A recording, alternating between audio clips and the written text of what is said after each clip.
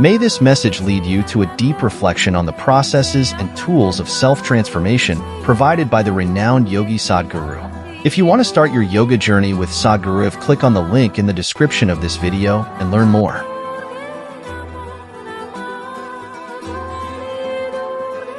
"39 years now." Been working 7 days of the week, 365 days, over 16 to 18 hours a day. Here I am. People say we have touched over 1 billion people today, but 1 billion is not the world. World has become nearly 8 billion now. So I'm just telling you my sob story. I will die a failure, but a blissful failure. I don't think that you will be dying of failure, if it's any consolation. So my podcast is called 4D with ●𝗏𝗏𝗏𝗏. Don't say 4D and all, because there's a whole bunch of idiots back in India who have some problem with the word dimension. They think I use it too many times. What they don't understand is that in my life, I constantly live multiple dimensions within myself. So now that you are also 4D, just for them, so that because they always feed on this one word and say ugly, nasty things about me, so that they are also happy, I will say it 4D means dimension, dimension, dimension, dimension, so that all the idiots are happy. Yes! I guess I don't need to explain to you what 4D means. Any fool who thinks that what I do not know cannot exist is a bloody fool, okay? So you might not have experienced the fourth dimension, but you know there is something beyond what you know that's very important. Yes, exactly. So that's 4D. Yes, and okay, you said it perfect. I'm saying for all those people who might not have experienced anything beyond what they see, what they hear, what they smell, what they taste and touch, essentially sense organs, do not ever think that what you do not know cannot exist. That is the crown of ignorance. Ignorance is there. Ignorance is not bad as long as you know you're ignorant. Yes, when I know that I do not know, my intelligence is constantly seeking. You cannot help it. It's not a choice, I'm going to become a seeker. There's no such thing. If you realize you do not know, everything within you will start seeking. So, you will destroy your seeking the moment you think, what I do not know cannot exist in this world. So, it's good if you are in fourth dimension, if you are in 3 dimensions, you must talk about the fourth dimension. If you are in fourth dimension, you must talk about the fifth dimension. When I say talk about, you're not talking about something that you do not know. At least you're addressing there is something more than what I know. And that's very important. That is an acknowledgement of the limitations of what I know, so that always there is a seeking. That your seeking never sleeps, your intelligence never sleeps. Your body may sleep because it needs sleep, but your intelligence, your consciousness, your seeking need not sleep. 8 hours a day seeking is not going to work. You need 24 hours, all your life, you're seeking, otherwise your life will become very small. Most people are not even in 3 dimensions, they become just one. Their thought and their emotion is everything. Yes. What do you say to people who want to help shift those people out of their first dimension views? Right now, this is not… I don't know how to name it, because whichever way you say it, people will think it's one kind of description. We have launched what is called as Conscious Planet. I'm seeing how people who have influence in the world can own it and take it on, because the idea is just this. One, there is something about human consciousness. Another is an ecological situation which needs urgent attention. All this talk about meditation, consciousness, spirituality, seeking, all this is only meaningful if we make sure there is life on this planet for the next few centuries or millennia. Right now, that's in serious threat. In the last 50 years, more than 60% of the vertebrate population is gone. 80% of the biomass insects are gone in the last 30 years. They're saying by 2020, 21st century ends, they're expecting more than 50% of insect species will be gone. This means there is a serious threat to life. When I say serious threat to life, see, there is substantial evidence to show that if all the worms disappear right now, life on this planet, including you and me, will end in not more than 18 months. If all the insects disappear, life on this planet will end in 4.5 to 6 years. If all the microbes disappear, it will end right now, right now. But if all of us disappear, human beings, land will flourish, life will flourish on this planet. So this unnecessary level of significance that we have attached to ourselves and our existence needs to go down a little bit. Our love for life needs to go beyond our species. This is very, very important. This is yoga. Yoga means union, that you experience everything as a part of yourself. If this experience doesn't happen to more and more people, especially if this experience doesn't happen to people who hold responsible positions in the world, we as a generation will be opening up a threshold of destruction which is very difficult to turn back. I am deeply involved in this, I have been in touch with various scientists, United Nations organizations. Everywhere it's very clear that if we do something significant to turn this back in the next 15 to 20 years, things will turn around in 40 to 60 years' time. But if you let it go, these 20 years, go business as usual, then if you try to turn it back, it may take 200 years to turn it back. So right now, either we correct this consciously or nature will correct it in a very cruel way.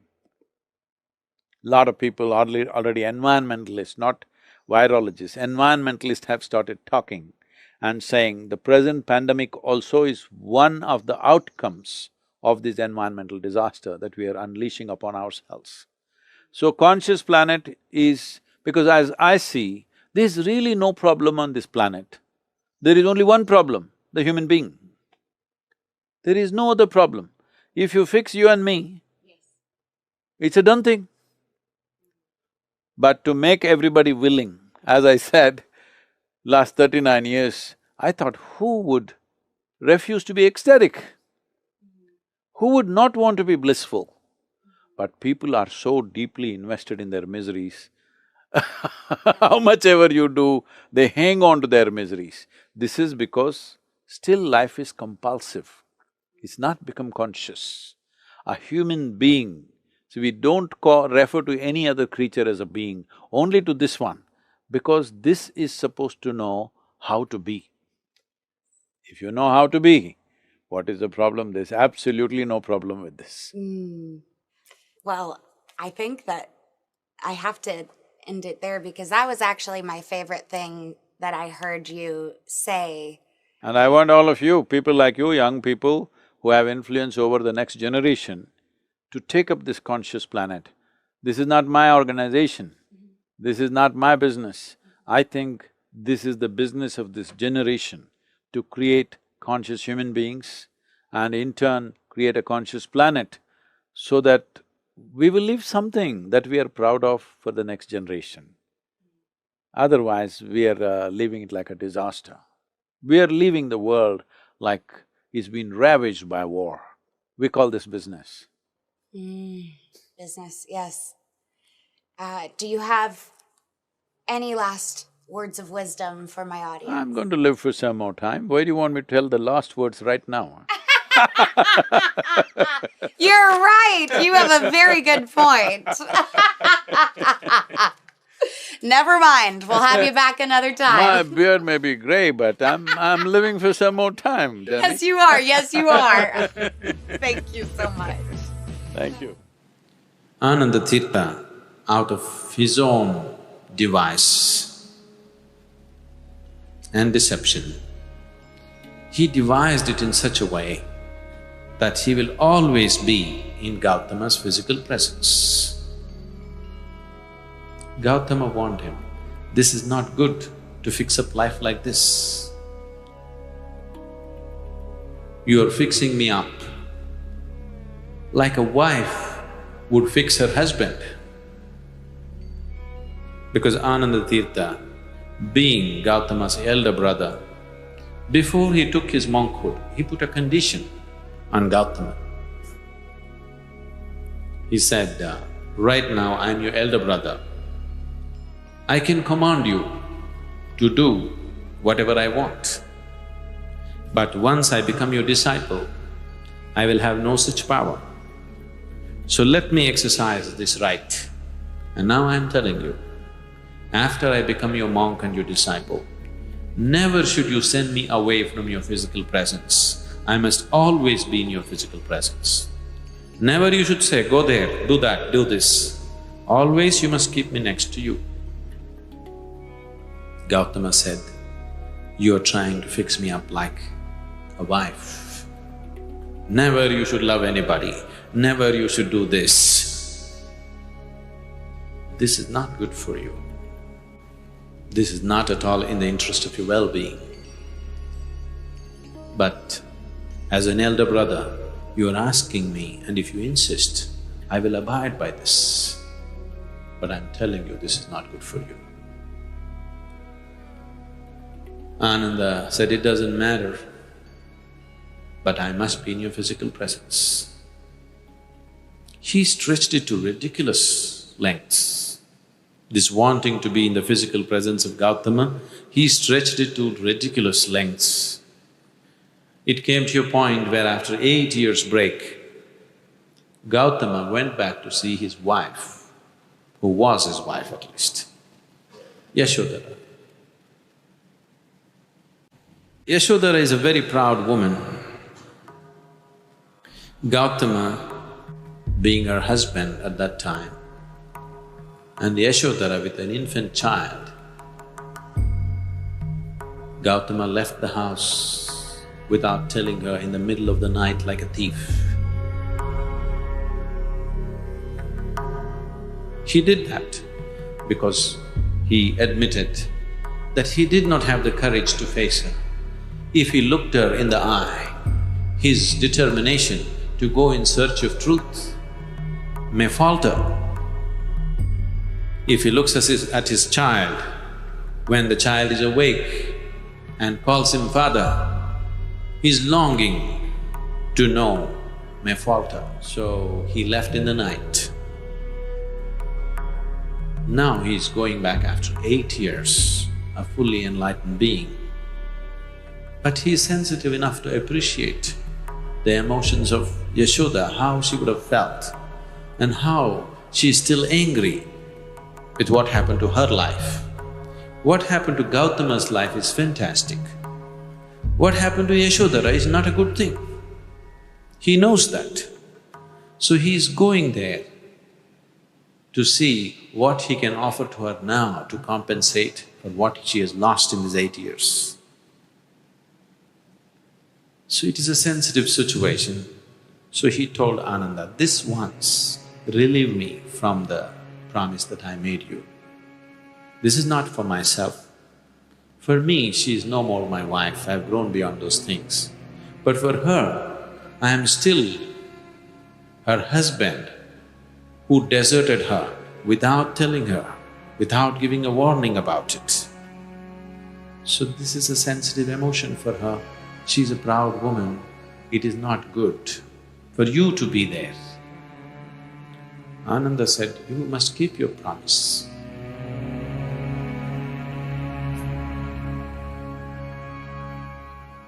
Gautama bowed down and said, okay. And he took him there also into that situation. When Yashodhara saw that he's come with an assistant monk to face her, she just flew into a rage. Gautama knew this. He said, this once relieve me of this promise that I made. This is nothing spiritual. that you're going to miss anything. This is about my wife. He said, no. Then, towards the end of Gautama's life, Gautama's work created many enlightened beings. But Ananda was still the same man.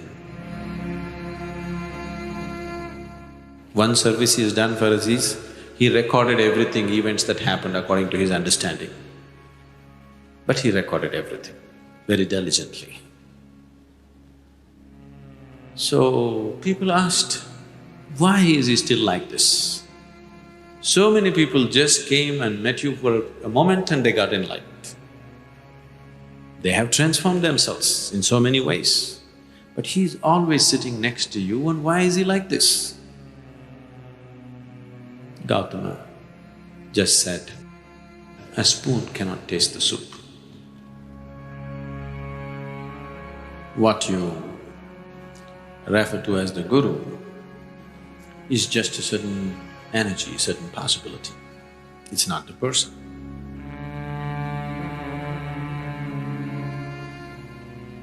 So the physical presence, is it important? It is very important.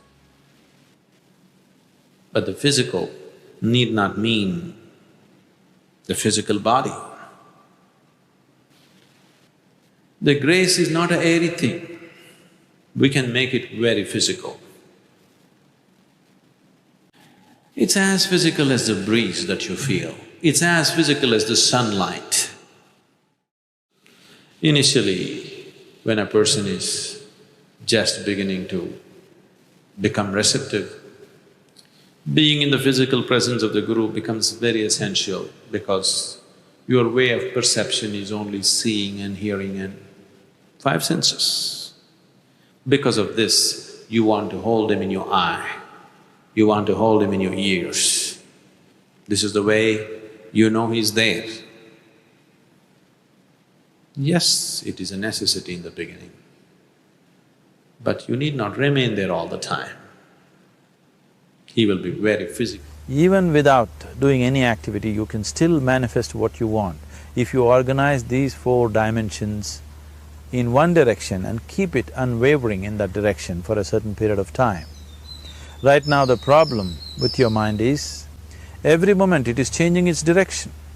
It is like you want to travel somewhere, and every 2 steps if you keep changing your direction, the question of you reaching the destination is very remote unless it happens by chance. So, organizing our minds and in turn organizing the whole system and these 4 basic dimensions of who you are right now in one direction, if you do this, you are a 𝗁𝗶𝗵𝗀𝗃 yourself. Anything that you wish will happen. But right now, if you look at your lives, everything that you have wished for till now, if it happens, you have finished. Everything and everybody that you have desired for, if all of that lands up in your house today, could you live with that? Once we're empowered like this, it's very important that our physical action, emotional action, mental action and energy actions are controlled and properly directed. If it is not so, we become destructive, self-destructive. Right now, that is our problem. The technology, which is supposed to make our life beautiful and easy, has become the source of all the problem that we are destroying the very basis of our life, which is the planet. So what should have been a boon, we are making a curse out of it. What has brought incredible levels of comfort and convenience to us in the last 100 years or so has also become a threat to our life simply because we are not conscious action, we are in a compulsive state of action. So organizing our minds fundamentally means moving from a compulsive state of activity to a conscious state of activity. You might have heard of people for whom they asked for something and beyond all expectations it came true for them. Generally this happens to people who are in faith. Now, let's say you want to build a house. If you start thinking, oh, I want to build a house I need 50 lakhs, but I have only 50 rupees in my pocket, not possible, not possible, not possible. The moment you say not possible, you're also saying, I don't want it. So on one level, you're creating a desire that you want something, on another level, you're saying, I don't want it. So in this conflict, it may not happen. Someone who has some faith in a god or in a temple or whatever, who is simple-minded, faith works only for those people who are simple-minded. Thinking people, people who are too much thinking, for them it never works. A childlike person who has a simple faith in his god or his temple or whatever, he goes to the temple and says, Shiva, I want a house. I don't know how, you must make it for me. Now in his mind there are no negative thoughts. Will it happen? Will it not happen? Is it possible? Is it not possible? These things are completely removed by this simple act of faith. Now he believes Shiva will do it for him and it will happen. So is Shiva going to come and build your house? No, I want you to understand, God will not lift his little finger for you. What you refer to as God is the source of creation. As a creator, he has done a phenomenal job, there's no question about it. Could you think of a better creation than this? Is it in anybody's imagination to think anything better than what is there right now? So as a creator, he has done his job wonderfully well, but if you want life to happen the way you want it, because right now, the very crux of your happiness and your well-being is this, if at all if you're unhappy, the only and only reason why you're unhappy is life is not happening the way you think it should happen. That's all it is. So if life is not happening the way you think it should happen, you're unhappy. If life happens the way you think it should happen, you are happy. It's as simple as that. So if life has to happen the way you think it should happen, first of all, how you think, with how much focus you think, how much stability is there in your thought, and how much reverberance is there in the thought process will determine whether your thought will become a reality or is it just an empty thought. Or how you do not create any impediments for your thought by creating negative thought process. This possible is something possible or not possible, is destroying humanity. What is possible and not possible is not your business, it's nature's business. Your business is just to strive for what you want. Right now you're sitting here, if I ask you two simple questions, I want you to just look at this and answer this. Right now from where you're sitting, can you just fly off? You say no. Right now from where you're sitting, can you get up and walk? You'll say yes. What is the basis of this? Why you say no to flying and yes to walking?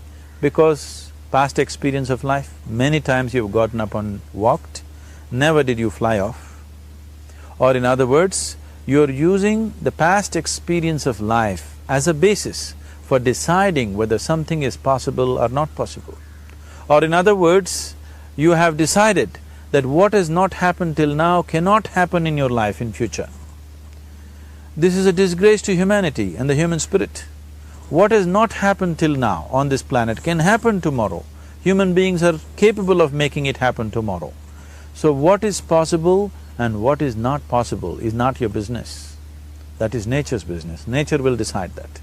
You just see what is it that you really want and strive for that. And if your thought is created in a powerful way, without any negativity, without any negative thoughts bringing down the intensity of the thought process, the first and foremost thing is you must be clear what is it that you really want. If you do not know what you want, the question of creating it doesn't arise. If you look at what you really want, what every human being wants is, he wants to live joyfully, he wants to live peacefully. In terms of its relationships, he wants it to be loving and affectionate. Or in other words, all that any human being is seeking for is pleasantness within himself, pleasantness around him. This pleasantness, if it happens in our body, we call this health and pleasure. If it happens in our mind, we call this peace and joy. If it happens in our emotion, we call this love and compassion. If it happens in our energy, we call this blissfulness and ecstasy. This is all that a human being is looking for. Whether he is going to his office to work, he wants to make money, build a career, build a family, he sits in the bar, sits in the temple, he is still looking for the same thing. Pleasantness within, pleasantness around. If this is what we want to create, I think it's time we addressed it directly and commit ourselves to creating it. So you want to create yourself. In United States of America, there is a segment of people who believe that next time when Jesus comes, he will come in United States. Generally, it's believed he will come in Mount Olive in Jerusalem, but now US people are saying, why will he go to Israel? That's not a good place to go. He will come in United States. So they asked me a question like this in a large gathering, Sadhguru, what do you think? Jesus will come in United States or in Jerusalem? I said, see, last time he came in Jerusalem and he said, come follow me. Only 12 people. Today you're celebrating him as a great being, but only 12 people followed him. In that, one of them freaked on him. All right? But if he comes to United States today, if he says, come follow me, you have a bank loan, student loan, car loan, house loan, holiday home loan, you are mortgaged for 45 years. If Jesus says, come follow me, nobody will be there because everybody has to go to the bank. So you have entangled yourself in such a way, even if the most significant things happen, you can't change the direction of your life. Hello? If the greatest things came your way, you cannot change the direction of your life. This is a slave's life, isn't it? What is slavery? He cannot choose. That is slavery, isn't it? Now, you are making that kind of arrangements in your life, you cannot choose, you're stuck in your own arrangements. A spider weaves a web for other things to be caught. But if you're that kind of a spider, you build a web in which you are caught, you're a stupid spider, isn't it? And most human beings are in that condition. If something significant happens here, you are going this way. If something really significant happened this way, you can go this way. Your arrangements will not trap you. This is an intelligent life. If you are smart enough, you will make arrangements that support you, not arrangements that entangle you, isn't it? One who is next to you right now is your neighbor. I love the cosmos. Well, that's really easy. If you have to choose one being, it costs life.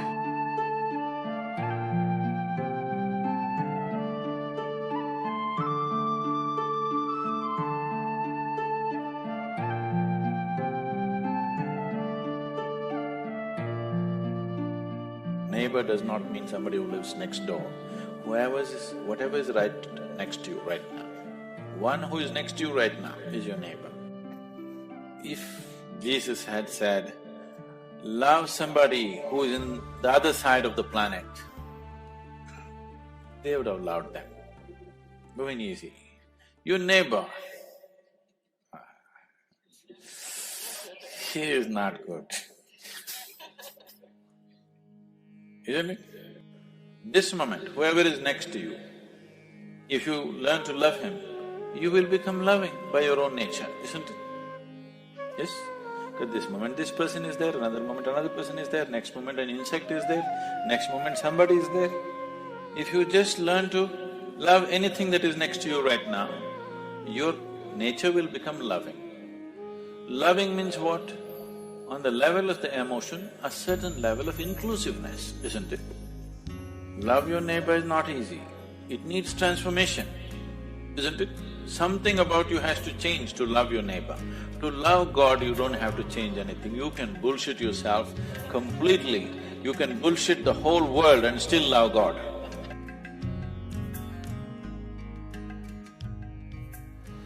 This is just like these days, it's become a fad everywhere, especially I find the New Age spirituality in the West has taken on this. Oh, I love humanity.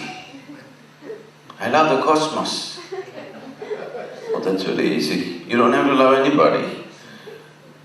If you have to love one individual, it costs life. If you have to just love one being, it costs life, isn't it? I love the whole cosmos, but I can't stand the person who's sitting next to me right now. That's a different thing. Now, this is just bullshit. Too much of it. Yes? I love the whole humanity. Where did you see the whole damn humanity? To love them? No, I just love. Yes, that's very easy. Just try to love one person and see what it costs. So much of you have to put it on the ground. So much of you have to surrender if you have to love just one person, isn't it? Yes? But I love the whole humanity. This is easy. Someone said, love the neighbor. That's very significant, very significant. Oh, let me check who is my neighbor. That's not the point. Whoever is next to you right now, whatever is in touch with you right now, just to love it indiscriminately. The very air that you breathe, neighbor? Yes? Is it your neighbor? Yes. The water that you drink, neighbor? Sitting here, right? Is he your neighbor? The land that you walk on, is he your neighbor? Just to know that, whatever is in touch with you right now. Now, this is something else, it costs life. Otherwise it won't happen. What is life? This is after 60. You should have asked this question when you were 8. At least when you're 16. 60. But what to do, better late than never. He asked. Then Yogi laughed and went into raptures. Oh, life is like the fragrance of jasmine upon gentle spring breeze.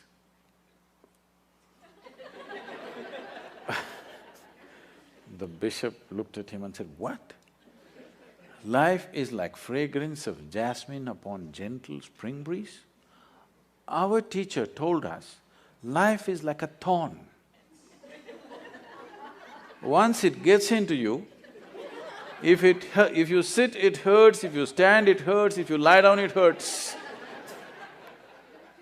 What is this fragrance of jasmine upon gentle spring breeze? So the yogi smiled and said, well, that's his life. So this comes from the fundamental that when a human being clearly, experientially understands that entire experience of human life is created from within, never from outside. Right now as you sit here, do you at least see me? Even if you're not listening to me, I'm saying. Can you use your hand and show where I am? No, you're getting it all wrong. You know, I'm a mystic from South India. Now this light is falling upon me, reflecting, going through your lenses, inverted image in the retina, you know the whole story. Where do you see me right now? Within yourself. Where do you hear me right now? Within yourself. Where have you seen the entire world? Within yourself. Have you ever experienced anything outside of yourself? Right now, someone next to you, if they touch you, you think you're experiencing their hand. No. You're only experiencing the sensations in your hand. In the very nature of things, you cannot experience anything outside of yourself. When the entire experience of life is caused from within you, at least it must happen the way you want it, isn't it? The world will not happen the way you want it. At least the experience of living here within you must happen the way you want it. If your experience of life happened just the way you want it, how would you keep yourself, blissful or miserable? Please, you must tell me, I'm going to bless you. Blissful or miserable? For yourself, definitely highest level of pleasantness for yourself. What you want for your neighbor may be debatable, but you know what you want for yourself, isn't it? Now, blissfulness or pleasantness of life is not a goal by itself. It is only when you're blissful by your own nature. That means you determine the nature of your experience. No matter what is the situation, you determine the nature of your experience. Or in other words, you have no fear of suffering. Only and only when there is no fear of suffering will you walk full stride in this life. Otherwise, it's always about what will happen to me, what will happen to me. Every step is a half a step.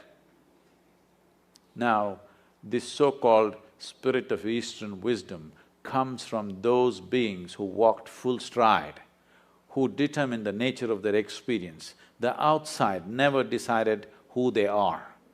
So, they could walk full stride and explore the depths and dimensions of life that others never dare to touch, because most of the humanity is only concerned about what will happen to me. What will happen to me means what? Will I suffer? That's a question. The first and foremost thing, if you truly want to explore dimensions which we are referring to as another dimension of wisdom or knowing, is that first you must determine the nature of your experience. You have no fear of suffering. Only then, truly exploring human consciousness becomes a reality. Touching dimensions of intelligence, which gives access to the entire universe, becomes a possibility.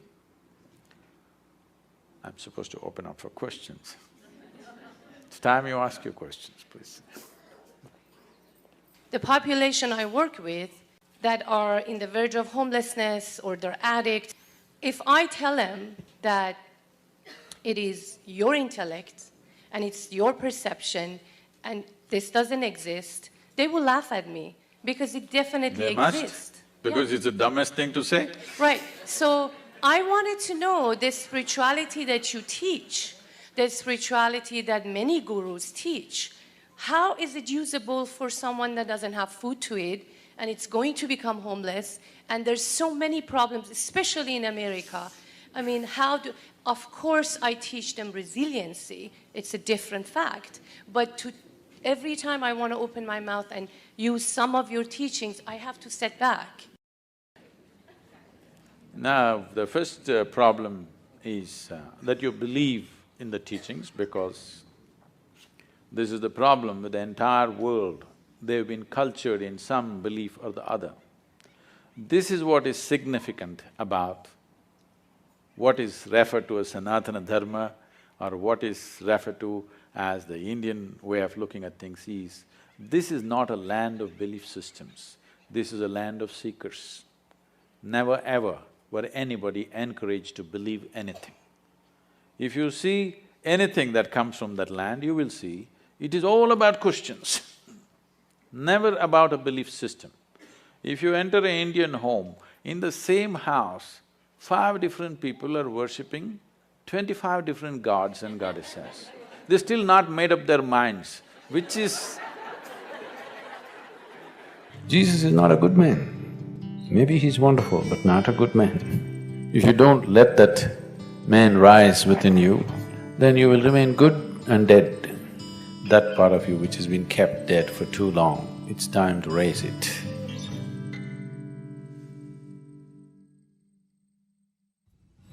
Whatever we are referring to as Jesus is not about some man 2000 years ago. It's about a certain possibility within every human being. So that has to rise. It's not that there is no Jesus in you. It's just you kept him hung, impotent. He needs little empowerment. He needs to be raised.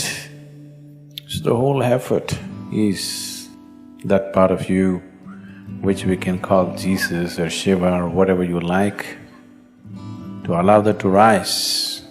Can you say Shiva is a good man? No, but he's fantastic. Even Jesus, not a good man. Wonderful, not a good man. Anybody who disturbs the existing situation is not a good man, isn't it? Yes or no? In any given situation, someone who disturbs your family situation, somebody who disturbs your social situation or political situation, national or international situation, is not a good man in that society, isn't it so? So Jesus is not a good man. Maybe he's wonderful, but not a good man. Shiva definitely not a good man, but fantastic he is. If you don't let that man rise within you, if you do not let that aspect rise within you, then you will remain good and dead. Dead is good. Dead is always good. Yes or no? Once it happened, a 5-year-old boy and his mother went to the cemetery. He had never seen a cemetery in his life, this is the first time. The mother was dedicated to one particular grave, she sat down. The boy went about everywhere, reading all the inscriptions on the tombstones. He went through the whole cemetery, read everything and came back to his mother and asked his mother, "Mom, where do they bury all the horrible people?"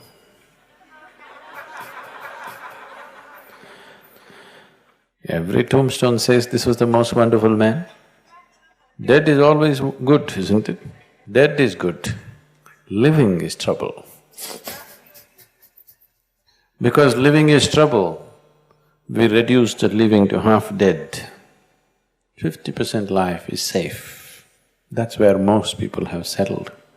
We must decide, dead or alive. Half dead is not good, isn't it? Once 𝗁𝗂𝗏𝗵𝘁 was arrested for mixing horse meat in chicken cutlets and selling. So when he went to the court, there was nothing else to do, so he pleaded guilty. And they asked, "How much horse meat and chicken meat, how did you do?" He said, 50-50 I did. So he got some fine and some kind of thing and then he came out. His friend asked him, "What did you mean by saying 50-50? He said, "1 horse, 1 chicken."